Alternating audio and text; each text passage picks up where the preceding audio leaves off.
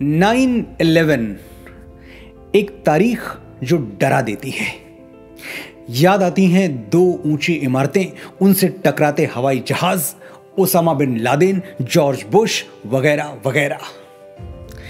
हम इस तारीख से डरते इसलिए हैं क्योंकि हमारा पॉइंट ऑफ रेफरेंस गलत है। 9/11 के नाम पर हमें वर्ल्ड ट्रेड सेंटर के धमाके तो सुनाई देते हैं, लेकिन विश्व शांति और हिंदू धर्म की सनातन संस्कृति को पश्चिम के पटल पर खोल देने वाले स्वामी विवेकानंद की अमृत वाणी नहीं सुनाई देती। स्वामी जी के शिकागो भाषण की तारीख भी यही थी, 9/11, 11 सितंबर 1893। क्या था वो भाषण जिसने अमेरिका को ही नहीं पूरे पश्चिम को भारत का मुरीद बना दिया? क्या थे वो पहले 5 शब्द जिन्हें सुनते ही 7,000 लोग 2.5 मिनट तक खड़े होकर मंत्रमुग्ध तालियां बजाते रहे? और क्या सीखा हमने शिकागो के उस स्पीच से जिसे दुनिया के सर्वश्रेष्ठ व्याख्यानों में से एक गिना जाता है?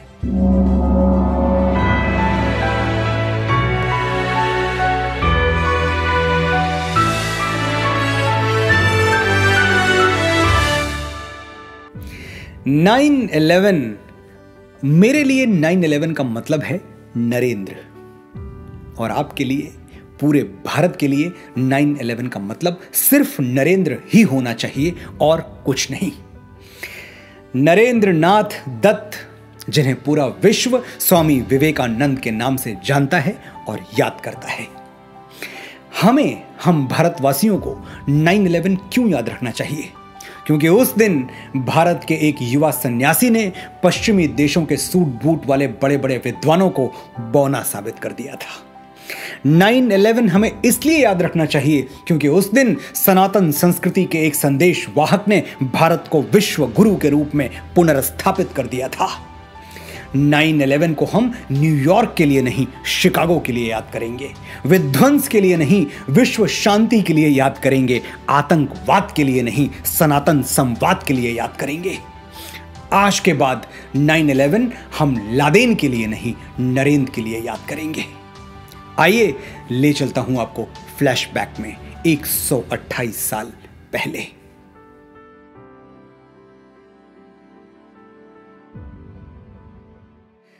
तारीख 11 सितंबर 1893।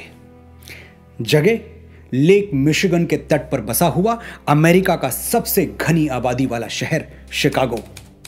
अवसर विश्व धर्म संसद। पात्र पूरी दुनिया से आए हुए अलग अलग धर्मों के प्रतिनिधि और भारत का एक युवा तपस्वी स्वामी विवेकानंद।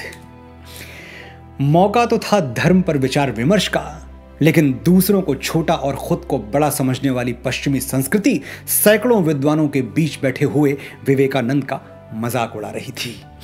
उनके कपड़े सूट बूट वाले विद्वानों से मेल नहीं खा रहे थे, कदकाठी भी कोई खास नहीं थी। उनके मस्तक पर ज्ञान का तेज तो था, लेकिन अहंकार नहीं।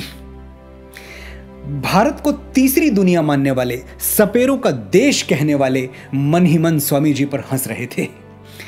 बड़ी बड़ी बातें करता है भारत, विश्व की प्राचीनतम सभ्यता कहता है खुद को। बात बात पर उपनिषद और वेद खोल के बैठ जाता है, लेकिन जहां बात मुकाबले की आई पीछे हट गया। एक लकड़ी का सिपाही जंग लड़ने भेज दिया। ये तो हमारे तर्क की पैनी तलवार का एक वार भी नहीं सह पाएगा, चटक जाएगा। स्वामी जी सभा में निश्चिंत बैठे रहे और अलग अलग देशों के अलग अलग धर्मों के विद्वानों को एकाग्र होकर सुनते रहे। लोग अलग थे, धर्म अलग थे, लेकिन दावा सबका एक ही था, मेरे धर्म जैसा कोई धर्म नहीं, मेरे सिद्धांत जैसा कोई सिद्धांत नहीं, और मेरे वंश जैसा कोई वंश नहीं। थोड़ी देर बाद विश्व धर्म संसद में स्वामी विवेकानंद का नाम पुकारा गया और वो अपनी जगह से उठकर मंच की ओर बढ़ने लगे। तब स्वामी विवेकानंद की उम्र थी सिर्फ 30 साल। 30 बरस का ज्योतिपुंज था, ज्ञान पुष्प का सुरभि कुंज था। मस्तक पर अरुणिम वो रेखा, चकित रह गया जिसने देखा। शब्द सुदर्शन धारी था वो, देवदूत अवतारी था वो। स्वामी जी मंच की ओर अकेले चल के नहीं आए, उनके साथ भारत की सनातन संस्कृति और लाखों वर्षों का इतिहास भी मंच तक आ पहुंचा। और अब पूरा विश्व सुनना चाहता था कि भारत क्या कहेगा। जहां इतने बड़े बड़े धर्म योद्धा बोल चुके हैं, वहां ये भगवाधारी लड़का सनातन धर्म की श्रेष्ठता कैसे सिद्ध करेगा। स्वामी विवेकानंद माइक तक पहुंचे तो, लेकिन कुछ बोले नहीं। लोगों की उत्सुकता बढ़ने लगी। सभा में हलचल सी मच गई कि स्वामी जी कुछ कह क्यों नहीं रहे। कुछ टाइयों ने उपहास किया, this is what you call cold feet, India has gone silent. Swami ji अब भी चुप थे, बस चारों ओर नजर घुमा के देख रहे थे, मानो पूरी सभा का जायजा ले रहे हों। कुछ पल और गुजर गए, फिर स्वामी जी बोले। सिर्फ 5 शब्द बोले और उन्हीं 5 शब्दों ने आने वाले 500 वर्षों के लिए पश्चिम की धरती पर सनातन सभ्यता का ध्वज गाड़ दिया। वो 5 शब्द सुनने वालों की छाती पर ऐसे गड़े कि 7000 लोग खड़े होकर तालियां बजाने लगे। वो 5 शब्द पूरी दुनिया के लिए विश्व बंधुत्व का संदेश बनकर गूंज उठे और आज तक गूंज रहे हैं। शिकागो की धर्म संसद में स्वामी विवेकानंद के पहले 5 शब्द थे। ध्यान से सुनिएगा, sisters and brothers of America. America के भाइयों और बहनों। 7000 लोग मंत्र मुग्ध रह गए, जैसे कोई जादू देख लिया हो, जैसे ईश्वर की आवाज सुन ली हो, जैसे कोई आकाशवाणी हो गई हो। 2 मिनट तक तालियां बजती रहीं, जबकि अभी तो स्वामी विवेकानंद ने कुछ कहा ही नहीं था, अब कहने वाले थे। ये 5 शब्द इतने मर्मस्पर्शी, इतने अविस्मरणीय इसलिए हो गए कि ये शब्द किसी व्यक्ति के मुख से नहीं, सनातन धर्म की मूल संस्कृति से उपजे थे। अयम निजः परो वेति गणना लघु चेतसाम उदार चरिता नाम तो वसुधैव कुटुंबकम। महोपनिषद अध्याय 4 श्लोक संख्या 71। ये अपना भाई है और ये अपना भाई नहीं है, बंधु नहीं है, इस तरह की गणना छोटे हृदय वाले लोग करते हैं। उदार हृदय वालों के लिए, बड़े हृदय वालों के लिए संपूर्ण धरती ही उनका परिवार है। देश की सीमाओं से बाहर न झांकने वाले, एक दायरे से बाहर सबको पराया समझने वाले पश्चिमी समाज को स्वामी विवेकानंद के ये शब्द, ये 5 शब्द एक कल्चरल शॉक की तरह झकझोर गए। उन्हें विश्वास ही नहीं हुआ कि हजारों मील दूर से आया हुआ एक व्यक्ति, जिससे ना तो रक्त का संबंध है, ना संस्कार का, ना भाषा का, ना भाव का, कैसे वो उनको भाई और बहन के संबोधन से पुकार सकता है। यही तो वो रहस्य है जिसे दुनिया के बड़े से बड़े बुद्धिजीवी आज तक नहीं समझ पाए। कैसे हम भारतवासी परायों को अपना बना लेते हैं, मनुष्य मात्र में भेदभाव नहीं करते, चमड़ी के रंग से किसी को छोटा या बड़ा नहीं समझते, और कैसे हमारे यहाँ ब्लैक लाइव्स मैटर वाले प्लैकार्ड दिखाकर इंसानी जिंदगी की कीमत याद नहीं दिलानी पड़ती। वसुधैव कुटुंबकम हमारी संस्कृति थी और रहनी चाहिए। हमारे लिए विश्व का हर व्यक्ति वही है जो स्वामी विवेकानंद ने उस दिन कह दिया था, सिस्टर्स एंड ब्रदर्स। हमें पश्चिम वाले तीसरी दुनिया कहते रहें, उनकी मर्जी। हमारे लिए तो दुनिया दूसरी या तीसरी नहीं होती, सिर्फ एक होती है, और उसमें सभी सिमट आते हैं। गोरे काले, छोटे बड़े, अमीर गरीब, पशु पक्षी, पेड़ पौधे, नदियां सागर, सभी। काले गोरे का भेद नहीं, हर दिल से हमारा नाता है। कुछ और न आता हो हमको, हमें प्यार निभाना आता है। जीते हो किसी ने देश तो क्या, हमने तो दिलों को जीता है। जहां राम अभी तक है नर में, नारी में अभी तक सीता है। इतनी ममता, नदियों को भी जहां माता कह के बुलाते हैं। इतना आदर, इंसान तो क्या पत्थर भी पूजे जाते हैं। इस धरती पे मैंने जन्म लिया, ये सोच के मैं इतराता हूं, भारत का रहने वाला हूं, भारत की बात सुनाता हूं। उन 5 शब्दों के बाद स्वामी विवेकानंद धारा प्रवाह हो गए। जो अगली बात कही वो क्या थी, मैं स्वामी जी को कोट करता हूं। It fills my heart with joy unspeakable to rise in response to the warm and cordial welcome which you have given us. आपने जिस प्यार और अपने पन से हमारा स्वागत किया, उसके लिए मैं आपका आभारी हूं। इस वक्तव्य पर मैं आगे बात करूं, इससे पहले ये जान लीजिए कि विश्व धर्म संसद में जिस दिन स्वामी जी बोल रहे थे, उसके तकरीबन 1.5 महीने पहले वो अमेरिका आए थे। और अमेरिका ने उनका स्वागत उसी घृणा से किया था जो अश्वेत लोगों के लिए उनके मन में हुआ करती थी। You black get out. 1.5 महीने तक स्वामी जी बस यही सुनते रहे, यू ब्लैक गेट आउट। लेकिन स्वामी विवेकानंद ने अपने अंदर कड़वाहट नहीं भरने दी। मैंने बताया आपको कि स्वामी जी उस दिन अकेले मंच पर नहीं आए थे, उनके साथ भारत की सनातन संस्कृति और लाखों वर्षों का इतिहास भी आया था। और भारत की संस्कृति विष पी के अमृत दान करने वाली संस्कृति है। हम महादेव शिव के वंशज हैं, जहर पीते हैं, उगलते नहीं। स्वामी जी ने 1.5 महीने अपमान का विष पिया, लेकिन होठों से जो शब्द निकले वो आभार के थे, कर्टसी के थे, ग्रेटिट्यूड के थे। उस एक पल में स्वामी जी आदिदेव नीलकंठ हो गए थे। हमें यही सीखना है कि कैसे दुनिया की कालिख हमारी आत्मा पर ना चढ़ने पाए। बुराई का जवाब बुराई से देना हमारी परंपरा नहीं है। हम सब ने वो साधु बाबा की कहानी तो जरूर सुनी होगी, जो नदी में स्नान करते हुए एक डूबते हुए बिच्छू को बचाने की कोशिश कर रहे थे। बिच्छू बार बार उनको डंक मारता और साधु बाबा बार बार उसे पानी से बाहर निकालने की कोशिश करते। किसी ने पूछा, ऐसा क्यों कर रहे हैं आप? छोड़ दीजिए बिच्छू को, डूब जाने दीजिए, आपके हाथ लहू लुहान हो चुके हैं। साधु बाबा बोले, डंक मारना बिच्छू का धर्म है और डूबते हुए को बचाना मेरा। जब वो अपना धर्म नहीं छोड़ रहा तो मैं अपना धर्म कैसे छोड़ दूं?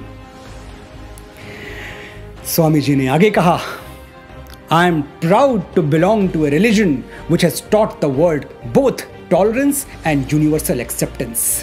मुझे गर्व है कि मैं उस महान धर्म का अनुगामी हूं जिसने पूरी दुनिया को सहनशीलता और स्वीकार भाव सिखाया है। स्वामी विवेकानंद जिस सनातन धर्म की बात कर रहे थे, आज उसी पर इनटॉलरेंस का आरोप लगाया जाता है, बगैर ये सोचे कि दूसरे धर्मों का आदर एक हिंदू अपने डीएनए में लेके पैदा होता है। 8000 साल पहले ऋग्वेद में हमारे ऋषियों ने उद्घोषणा कर दी थी, एकम सद विप्रः बहुधा वदंती, यानी सत्य एक है, लेकिन विद्वान अपनी अपनी सोच, अपनी अपनी समझ के अनुसार उसकी अलग अलग परिभाषाएं, अलग अलग व्याख्याएं देते रहते हैं।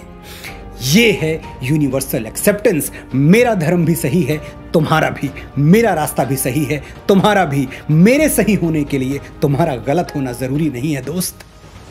मदिरालय जाने को घर से चलता है पीने वाला, किस पथ से जाऊं असमंजस में है वो भोला भाला। अलग अलग पथ बतलाते सब, पर मैं ये बतलाता हूं, राह पकड़ तू एक चला चल, पा जाएगा मधुशाला। दुनिया के सभी रास्ते एक ही गंतव्य की ओर जा रहे हैं, एक ही मधुशाला की ओर जा रहे हैं। फिर इस बात पर क्या झगड़ना कि मेरे और तुम्हारे रास्ते अलग क्यों हैं। I am proud to belong to a religion which has taught the world both tolerance and universal acceptance. Swami ji की बोली हुई ये एक लाइन दुनिया के 4000 से भी ज्यादा धर्मों को एक लाइन में खड़ा करने के लिए पर्याप्त है।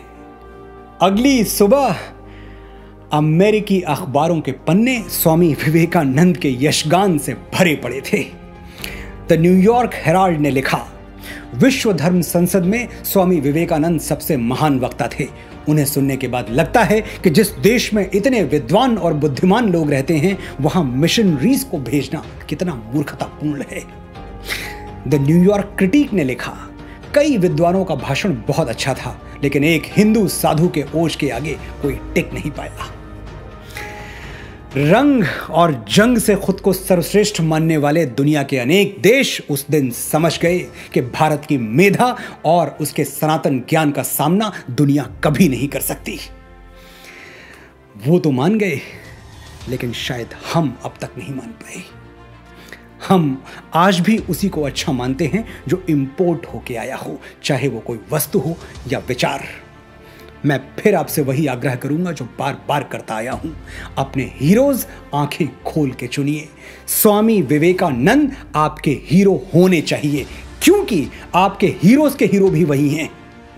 सुभाष चंद्र बोस ने कहा था, अगर स्वामी विवेकानंद जीवित होते तो आज मैं उनके चरणों में बैठा होता। गुरुदेव श्री रविन्द्रनाथ टैगोर कहते थे, यदि भारत को जानना है तो स्वामी विवेकानंद को पढ़ो। महात्मा गांधी ने कहा था, स्वामी विवेकानंद को पढ़ने के बाद भारत के प्रति मेरी भक्ति 1000 गुना बढ़ गई। भगिनी निवेदिता स्वामी विवेकानंद को कंडेंस्ड इंडिया, संघनित भारत कहती थी, यानी भारत का आकाश भर विस्तार अकेले स्वामी विवेकानंद में सिमट आया है।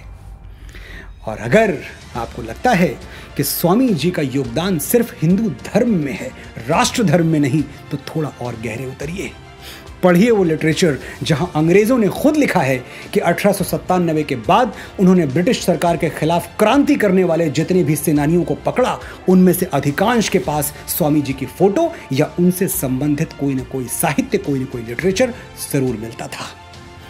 फिर भी अगर आप इस जिद पर हैं कि जब तक कोई 7 समंदर पार से अप्रूवल का स्टैंप न लगा दे तब तक आप किसी को हीरो नहीं मानेंगे, तो महान अमेरिकी स्कॉलर जॉन हेनरी राइट को पढ़ लीजिए। उन्होंने साफ लिखा है, एक अकेले स्वामी विवेकानंद का ज्ञान हमारे सभी अमेरिकी प्रोफेसरों के ज्ञान के कुल जोड़ से अधिक है, more than the sum total of all the knowledge American professors have. हमें समझना है, सबको अपना लेने वाली, समाहित कर लेने वाली हमारी सोच को समझना है, हिंदू परंपरा को समझना है, सनातन धर्म को समझना है, सच्चे भारत को समझना है। तो इस देव पूजित धरा को विवेकानंद की आंखों से देखिए। हमारे लिए कोई गैर नहीं, हम अपने धर्म के सच्चे उपासक हैं, लेकिन दुनिया के किसी धर्म से हमें कोई बैर नहीं। हम सांप को भी दूध पिलाते हैं, जब तक वो खुद हमला ना करे हम उसे नहीं मारते। हम सीमाएं जीतने के लिए मर्यादाएं नहीं हारते। हमने विवेकानंद से सीखा है कि विजय तन की घड़ी भर की दमक है, इसी संसार तक उसकी चमक है। भुवन की जीत मिटती है भुवन में, उसे क्या खोजना गिरकर पतन में। शरण केवल उजागर धर्म होगा, सहारा अंत में सत्कर्म होगा। जय हिंद, जय भारत, जय भारती।